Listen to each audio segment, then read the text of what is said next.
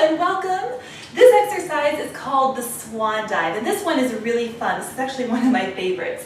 And on the surface it looks a little bit like a combination of a push-up and like a cobra pose that you might see in like a yoga class. And it's really neither of those things, but it kind of is this interesting combination with elements from both of those. And then of course the Briolati's twist, okay? So let's get started. We'll want to come down to the mat in a face down position. And we want the legs to be wide here, not super wide, but probably about the width of your mat here, okay? And the hands are going to become right underneath the shoulders, and so your elbows will be lifted here. But you want them to be squeezing inward toward your body. So kind of pinch those shoulder blades together, keep the elbows really tucked in and hugging the sides of your body. All right, so we have the legs in position here. Just going to scoot up a hair.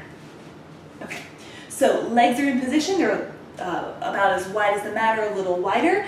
The hands are right underneath the shoulders and the elbows are tucked in. Now we want the spine to still be in alignment here. So we don't want to be looking up in front of us. That's going to put the neck or that cervical spine into hyperextension, which we don't want. So keep the eyes kind of looking downward, all right, or at least right in front of you on the mat. Now we also want, for this exercise, for the belly and even the hips to be slightly lifted off of the mat. So you're going to do a giant tilt of the pelvis. Okay, did you see that? I'm going to lower my hands down so you can see. So instead of being here, I'm going to be right here, squeezing the glutes, lifting that belly up off of the mat, okay? And so we're going to inhale here to prepare. And on the exhale, we're going to recruit as many upper back muscles as we can to start to push ourselves upward like this. Okay, now notice that if this was a regular like push-up, it would be all about my chest and my triceps pushing me up off the mat. But this is less about the arms, even though there are obviously some arm muscles involved. We really want to focus on those mid-back stabilizers more than anything else, okay?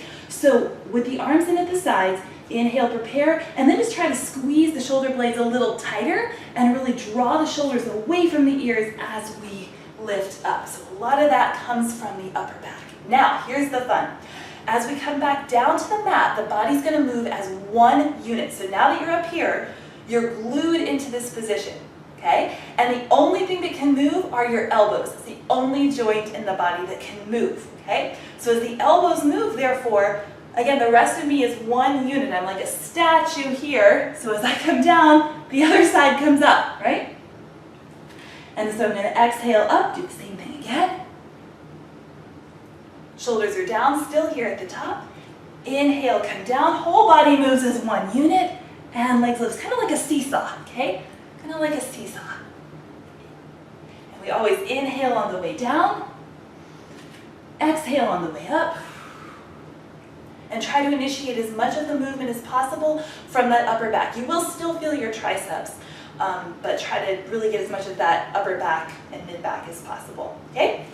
All right, so that was the Swan Dive, and just a couple things about that. Be really mindful of when you're at the top.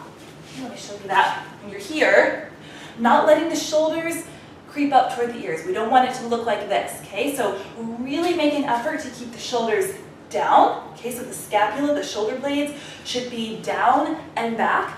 The other thing to be really mindful of is the position of your low back. You don't want it to be in this really hyperextended position, which is why it's so important to keep the butt, the glutes contracted, and the scoop, okay? So we maintain that nice spinal alignment.